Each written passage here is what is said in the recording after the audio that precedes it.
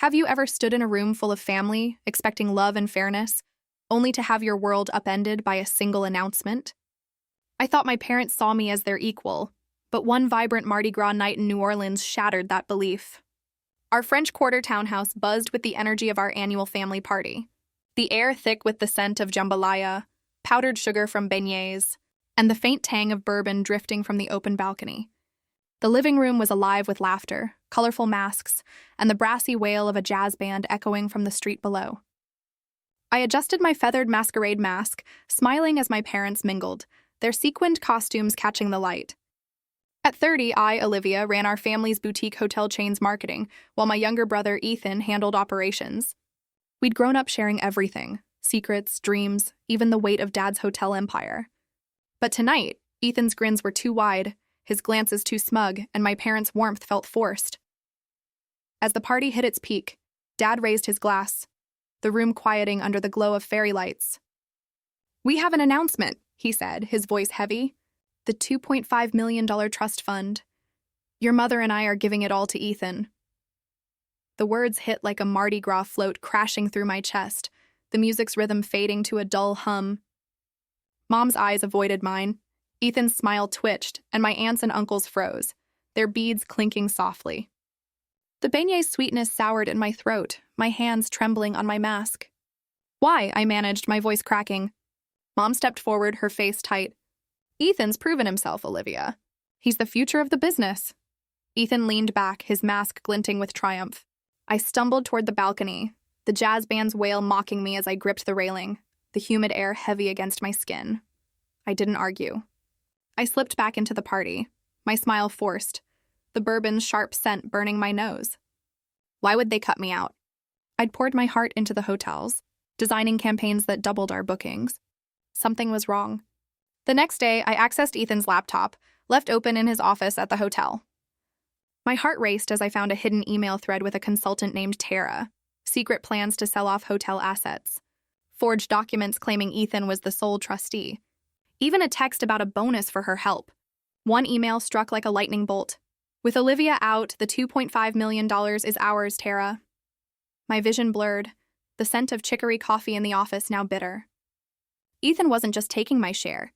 He was dismantling Dad's legacy, manipulating our parents to do it. For weeks, I played along, laughing at Ethan's jokes, planning the next hotel event, all while plotting my revenge. The next big occasion was a Mardi Gras charity ball at our flagship hotel, where Ethan would announce a new community grant in Dad's name. I'd make sure it was unforgettable. I dug deeper, finding bank transfers to Tara, a hidden phone with their texts, even a photo of them at a jazz club, her arm around him. Each clue was a spark, fueling my rage. I contacted Tara, posing as Ethan's assistant. "He'd love for you to attend the ball. 7 p.m. downtown," she replied eagerly, clueless. My heart pounded, but I felt a strange calm, like the quiet before a New Orleans storm. The charity ball was a spectacle. Gold and purple streamers, masked dancers, the air filled with the scent of magnolias and rum.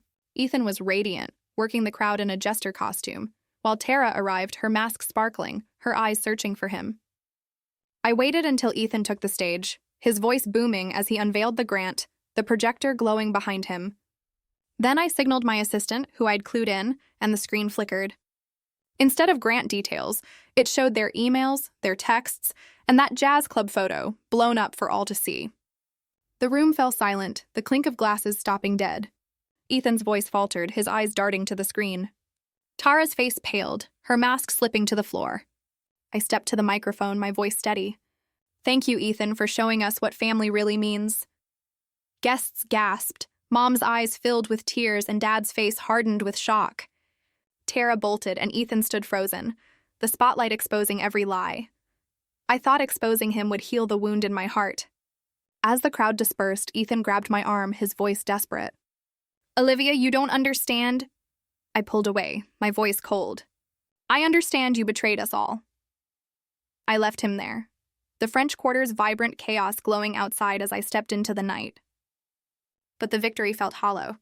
The next day, as I sorted through old family files in my hotel office, I found a letter tucked in a ledger, one I'd written to Dad at 18. It confessed a lie I'd told to skip a family meeting, chasing a personal project instead, hurting him deeply. He'd forgiven me, but Ethan had been there, resentful of my absence. Had that moment fueled his greed? I'd destroyed him for his betrayal, but standing in my quiet office, the distant jazz notes louder than my thoughts, I realized the hardest truths aren't the ones we expose. They're the ones we bury, thinking they don't shape the family we lose. If this story shook your soul, smash that like button and subscribe to Cheating Stories Twist for more heart-wrenching tales of betrayal and redemption. Have you ever faced a family secret that changed everything? Share it in the comments below, and don't forget to share this video with someone who loves a jaw-dropping twist.